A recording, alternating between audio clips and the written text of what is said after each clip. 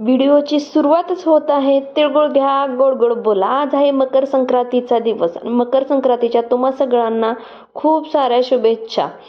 आम्ही प्रत्येक वर्षी वौसा घेण्यासाठी शेंद्र्याला मंदिरात देवीच्या जात असतो. यावर्षीही तोच प्लॅन होता आणि आम्ही गेलो सुद्धा. पण बाप रे बाप, ही बघू शकताय गर्दी तुम्ही. सुरुवातीला आम्हाला वाटलं इथं लग्न आहे का काय, पण लग्न बिग्न काय नव्हतं. सगळ्या बायका हळदी कुंकू घेण्यासाठी तिथं आल्या होत्या आणि एवढी गर्दी झालेली ना, अक्षरशः मंदिरात पाय ठेवायला जागा नव्हता, एवढी गर्दी. त्यातनंच थोडीफार जागा काढत आम्ही जागा धरली आणि विडे मांडायला चालू केलं. सुरुवातीला पानं मांडून घेतली, त्याच्यावर खोबरं, खारीक, सुपारी, जे आपलं वंशाचं सामान असतं ते सगळं असं व्यवस्थित मांडून घेतलेलं आहे.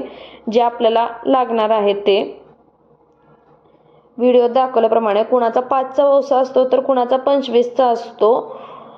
माझा 5चा होता, त्यामुळे 2-2 पानं आणि त्याच्यावरती खारीक, खोबरं, सुपारी, लवंग, वेलची, खोबऱ्याचे तुकडे असं सगळं मांडून घेतलं आणि आणलेलं साहित्य सगळं ताटात काढायला चालू केलं. म्हणजे हळदी कुंकू पटकन होईल आणि जागाही त्यात फारशी नव्हती, त्याच्यामुळं खूप गडबडीत हे सगळं करावं लागलं.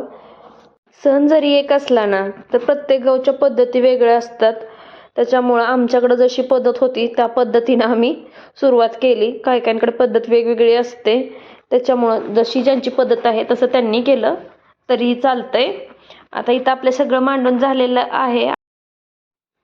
घरून तेल आणलं होतं, सो आपण दिवाही सुरुवातीला प्रज्वलित करून घेतला. म्हणजे शुभ कामाची सुरुवात कसं दिवा प्रज्वलित केल्यानं छान होते.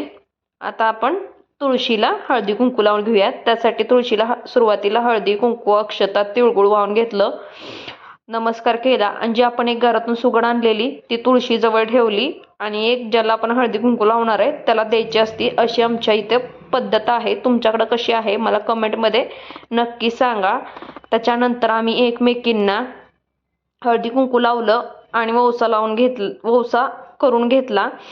आता प्रत्येक ठिकाणी पद्धत वेगवेगळी, त्यामुळं काही ठिकाणी गुलाल भांगामध्ये भरला जातो तर काही ठिकाणी कुंकू भरलं जातं. पण मोस्टली आमच्या इथं गुलालाने केली जाते संक्रांत. सो भांगामध्ये गुलाल भरून सीतेचा वौसा, रामाचा वौसा, जलमजुगी वौसा असं म्हटलं जातं आणि असं संक्रांतीला केलं जातं. तुमच्याकडं कशी पद्धत आहे मला कमेंटमध्ये नक्की सांगा.